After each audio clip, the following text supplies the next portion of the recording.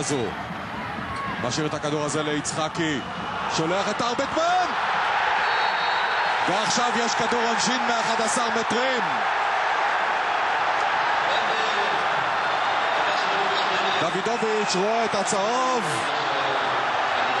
ובית"ר ירושלים מקבלת את ההזדמנות לעשות שוויון. שילוב מוצלח בין שני הצעירים של בית"ר, יצחקי וארבטמן. והנה הגלישה הזו של דוידוביץ', הנפילה של ארבטמן והפסיקה של יפת.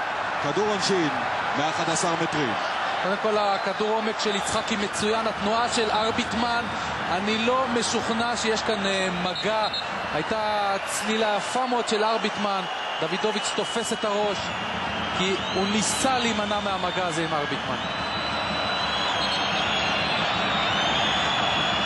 אינדיו פררה עם הפנדל, דוידוביץ' בשער. דוידוביץ' לוקח, ואוחנה לא מבין איזו בעיטה מוציא פררה. ואם אני אומר בעיטה אני מגזים, הוא פשוט מגלגל את הכדור.